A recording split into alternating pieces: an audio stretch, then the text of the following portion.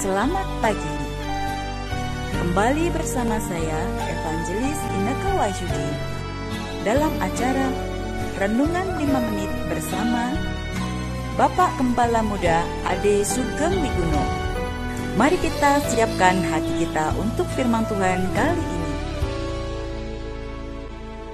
Oke, shalom alaikum rekan-rekan semuanya. Kembali jumpa dengan saya pada acara kita pada pagi hari ini, yaitu di acara Puri Tirta ya, di mana kita akan membahas sedikit mengenai teologi ya. Dan hari ini saya akan membahas pertanyaan dari yang telah rekan-rekan sampaikan pada saya. Pak, kita ini GPF Hope, kita ini sebenarnya aliran apa sih Pak? Ya, oke, saya akan bahas hari ini ya mengenai aliran kita. Ada yang bilang apakah kita ini mesianik, apa kita ini karismatik, apakah kita ini apa gitu ya. Nah, jadi hari ini saya akan bahas dulu. Mari kita buka firman Tuhan yang kita ambilkan dari Kisah Para Rasul pasal yang ke-11 ayat yang ke-26 ya. Saya akan baca kita semuanya. Dan ketika menemukannya, dia membawanya ke Antiokhia, dan terjadilah selama setahun penuh mereka berkumpul bersama dalam jemaat dan mengajar kerumunan orang yang cukup banyak. Dan para murid itu disebut Kristen untuk yang pertama kali di Antiokhia. Oke?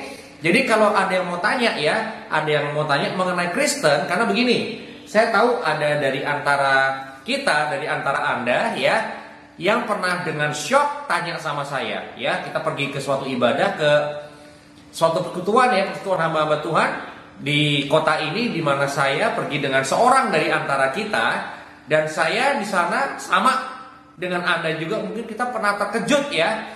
Pada waktu ada pembawa acaranya, di acara itu yang berkata, baik, kita semua orang-orang Kristen, ada yang berdiri lalu berkata, dulu gua Kristen, sekarang amit-amit. Dan itu menyebabkan shock ya kepada orang-orang lain, karena ini hamba-hamba Tuhan yang orang-orang Kristen. Kenapa tiba-tiba ada yang berdiri dan berkata, dulu gua Kristen, sekarang mah amit-amit gitu ya. Nah, rekan-rekan, ternyata punya usut, orang ini merasa kalau dia itu bukan Kristen, tapi mesianik ya. Makanya kita harus bahas dulu hari ini mengenai hal itu ya.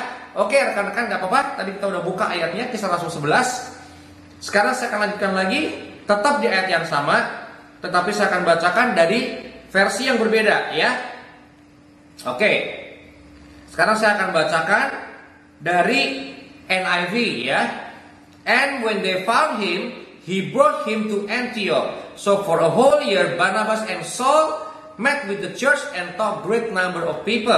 The disciples were called Christians first at Antioch. Ya, jadi kalau di NIV dituliskan para Talmidim itu, jadi para murid-muridnya Yesua, pengikutnya Yesua, pertama kali disebut orang sebagai Kristen di Antiokhia ya, itu versi NIV. Now let's see from the complete Jewish Bible, same verse, Acts 11 verse 26. And when he found him, he brought him to Antioch. They met with the congregation there for a whole year and taught a sizable crowd. Also it was in Antioch that the Talmidim for the first time were called Messianic ya. Jadi kalau menurut Complete Jewish Bible, kata yang dipakai bukan kata Kristen ya, tetapi mesianik ya. Nah, kenapa kok ada perbedaan? Of course ada perbedaan, karena satu itu New International Version yang adalah versi Amerika ya.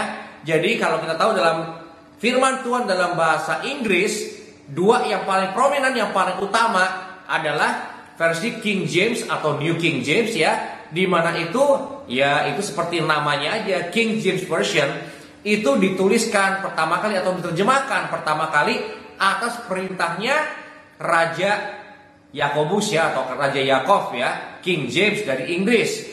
Lalu akhirnya nanti diterjemahkan lagi dengan bahasa Inggris sehari-hari modern saat ini dengan nama New King James, di mana New King James Version of the Bible itu sangat mirip ya, sangat mirip dengan NIV atau New International Version. Nah, NIV sendiri banyak dipakai di Amerika ya. Jadi kalau King James atau New King James banyak dipakai di Inggris, tapi NIV banyak dipakai di Amerika. Sementara kalau di Indonesia kita menggunakan ILT ya, ILT itu adalah Indonesia Literal Translation yang ketiga, versi 3. Nah, buat rekan-rekan yang tanya, Pak, kenapa nama sinode kita GPF, Gereja Pemularan Firman? Bahkan ada seorang rekan yang bertanya pada saya, Pak, kalau pemularan firman, kalau firman perlu dipulihkan, apakah artinya Bapak mengakui kalau firman Tuhan yang versi orang Kristen itu memang sudah dipalsukan, makanya Anda berjuang untuk memulihkan? Tunggu, yang kita mau pulihkan bukan firmannya. Firmannya ya dan amin, firmannya tidak pernah terkorupsi. Kalau Anda bilang firman Tuhannya orang Kristen itu dipalsukan, tolong tunjukin gue mana yang asli. Kalau mau tahu ini uang palsu nih, aslinya dulu mana? Kalau beda sama aslinya baru palsu. Kalau Anda nggak bisa nunjukin saya mana yang asli, jangan ngomong dipalsukan. Yang asli aja nggak tahu kok. Dan kalau Anda mau tahu pendapat agama lain mengenai firman Tuhan yang orang Kristen, kalau Anda memandang dari sudut pandang agama Islam, ya, bahkan dikatakan bahwa kitab sucinya agama Islam itu mengakui keabsahan Torah dan Injil. Jadi siapa yang mau dipalsukan? Gak ada yang dipalsukan, ya. Yang kita perjuangkan, GPF perjuangkan adalah supaya versi Indonesia daripada firman Tuhan, ya, dikembalikan seperti aslinya dalam bahasa aslinya, dalam bahasa Ibrani. Jadi itu yang kita perjuangkan, bukan berarti firman Tuhannya palsu, ya. Tetapi memang terjemahannya dalam ke Indonesia itu ada beberapa yang tidak tepat. Dan yang kami sangat amat stres atau garis bawahi dan di huruf tebalkan untuk dipulihkan adalah nama Tuhannya. Nama Tuhan yang kami sembah adalah Yahweh Elohim, ya, bukan nama ilah lain. Anda boleh bilang itu kan cuma sebutan, it's okay. Anda mau pakai versi yang mana, monggo kerso, terserah Anda. Tapi buat kami, yang kami nggak akan pernah bisa untuk lepaskan adalah fakta bahwa nama Tuhan kami, nama Bapa Surgawi kami adalah nama Yahweh dalam nama Yeshua HaMashiach dan Ruach HaKodesh. Jadi rekan-rekan, itu yang kami perjuangkan, terutama sampai nama dari Tuhan kami nggak diganti dengan nama Tuhannya umat lain. Kami bersyukur udah dipinjemin nama Tuhannya agama lain selama ini. Tetapi setelah kami tahu bahwa nama Tuhan yang asli dalam firman Tuhan, dalam bahasa aslinya adalah Yahweh Elohim, maka kami akan perjuangkan dalam bahasa Indonesia pun nama Tuhan tidak diubah. Karena kami tahu kalau nama itu nggak ada diterjemahkan. My name is Sugeng. After a few years learning in New Zealand, I was hoping that when I get graduated, dosen saya akan panggil nama saya Brad Pitt, ya, atau Tom Cruise. But no, they did not. Mereka tetap memanggil nama saya Sugeng. Bukan berarti mereka itu, para dosen saya itu penyembah nama Jawa, no. Tapi karena mereka tahu kalau nama tidak bisa diterjemahkan, jadi nama saya Sugeng will always be Sugeng, ya, gak akan diubah. Demikian juga nama Tuhan kami adalah nama Yahweh dan tidak ada yang boleh mengubah nama itu. Yang kami sembah tetap namanya adalah Bapa Yahweh, ya. Kalau Anda pengen tahu apakah di luar negeri orang tetap memanggilnya dengan nama Yahweh, yes of course, ya. Ada banyak sekali hamba-hamba Tuhan yang tetap meskipun mereka berbahasa Inggris, mereka juga bukan orang Indonesia, mereka bukan orang Yahudi, tetapi mereka tetap memanggil nama Bapa Surgawi kita dengan nama Yahweh Elohim, ya, dengan nama Yahweh, ya, dengan nama Yeshua. Oke rekan-rekan semuanya, jadi yang betul itu Mesianik atau Kristen atau apa? Kita lihat di ayat yang sama, ya, ada yang menuliskan Kristen atau Christian, ada yang menuliskan juga Mesianik. Kenapa rekan-rekan? Karena target pembacanya untuk complete Jewish Bible, mereka itu kan Alkitab untuk orang-orang Jewish, makanya dituliskan disebutnya Mesianik. Kenapa Mesianik? Karena sebenarnya nama Mesianik itu mengacu pada Messianic Jews atau Messianic Judaism atau agama Yudaisme yang sudah menerima Yeshua HaMashiach sebagai juru selamat atau Mesias, ya, Mosiah mereka. Jadi betul nggak kalau ada yang menyebut diri mereka Mesianik? Betul. Buat mereka Messianic Jews. karena mereka agamanya Yahudi, agama Yudaisme, tapi sudah menerima Yeshua HaMashiach sebagai Mesias mereka. Jadi sah. Mereka memang Mesianik Jews ya. Jadi kalau ada orang-orang Indonesia yang menyebut diri mereka itu Mesianik, boleh nggak? Boleh kalau memang agama mereka Mesianik Jews. Jadi bukan branch of Christianity, bukan bagian dari Kristenan, tetapi bagian dari Yudaisme yang sudah menerima dan percaya Yeshua HaMashiach sebagai Mesias mereka, sebagai Mosiah mereka, Juru Selamat mereka. Sah. Kita yang menyebut dirinya Kristen sah nggak? Sah juga. Karena kita ayat yang sama tadi diterjemahkannya berbeda. Dalam bahasa Inggris ada yang menerjemahkan Christian, ada yang menyebutkan juga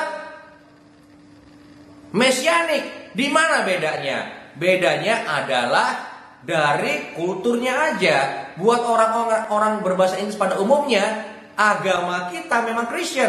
Why? Because we believe in Jesus Christ, Yeshua HaMashiach. Ada yang bilang tapi beda Pak, Kristus tuh beda sama HaMashiach.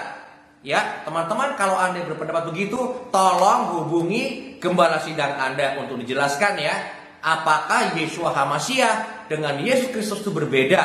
Bagi kami di GPF Hope tidak berbeda, karena Yeshua HaMashiach adalah caranya orang-orang Yunani untuk menyebut Yeshua HaMashiach ya, karena di dalam bahasa mereka nggak ada Y, jadinya IE ya, IE. Dan usnya itu kenapa? Karena buat orang-orang Yunani atau yang berkultur Yunani, untuk menghormati, ingat ya, untuk menghormati nama pria, mereka menggunakan akhiran us di belakangnya. Makanya Yakob jadi Yakobus ya, bukan mengganti nama. Saya respect sama orang Yunani, kenapa? Karena mereka tidak mereplace, tetapi mentransliterasi. Beda. Mereka tidak mentranslasi. Beda ya.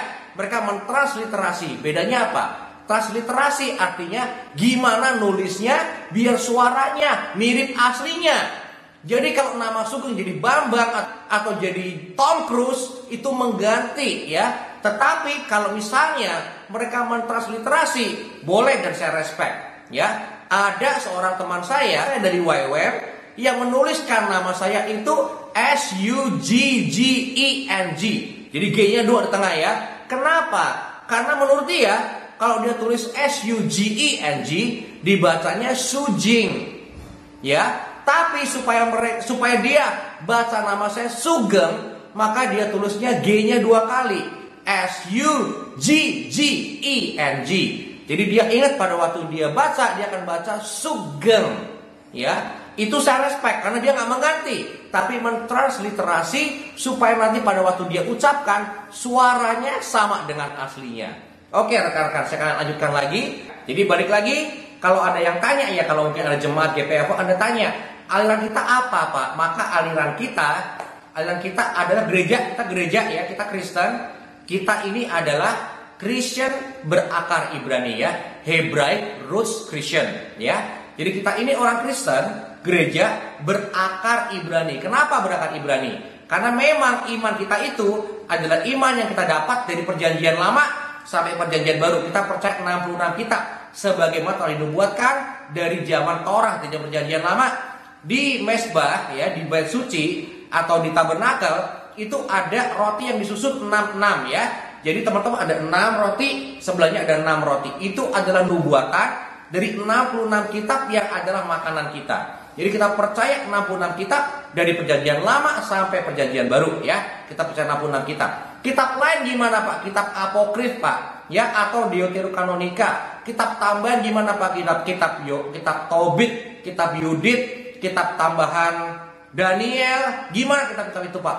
Boleh sebagai tambah informasi ya, sebagai tambah informasi kita pakai ya. Tetapi ya itulah kayak kitab Yashar ya, atau kitab orang jujur ya, dan kitab-kitab lain kita pakai untuk tambah informasi. Tapi kita percaya firman Tuhan ada pada 66 kitab sebagaimana sudah dinubuatkan dari zaman Torah, dari zaman perjanjian lama.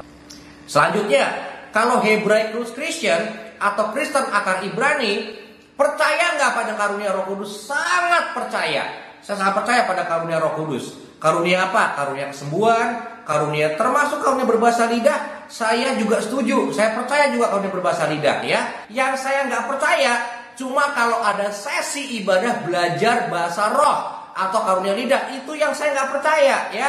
Jadi kalau misalnya ada gereja ya, jemaatnya diajarin, yuk mari kita sekarang sama-sama berdiri, kita buka mulut ya, lalu mulai kita berkata sandal lama kirarabaso ya. Saya nggak percaya begitu. Saya percaya karunia lidah itu seperti di firman Tuhan, ada ya ada. Dan gimana terjadinya harusnya sama dengan di firman Tuhan, yaitu apa? Dorongan Roh Kudus yang menyebabkan orang berbicara dalam bahasa-bahasa yang kita nggak tahu.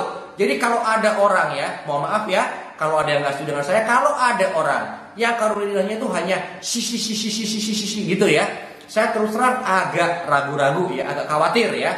Tapi ya udah nggak apa-apa, kita di GPM percaya nggak dengan karunia lidah? Percaya, kita percaya dengan karunia lidah ya.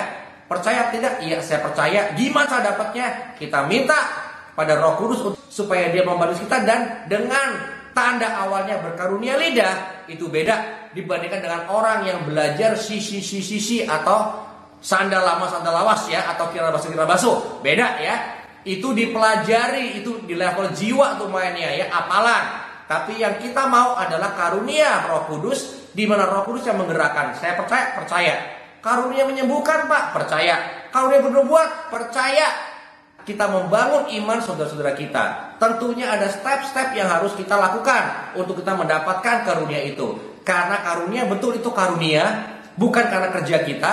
Tapi yang namanya karunia harus diimbangi dengan apa? Persiapan. Tuhan gak akan memberikan pistol kepada orang yang belum pernah latihan di masa menembak.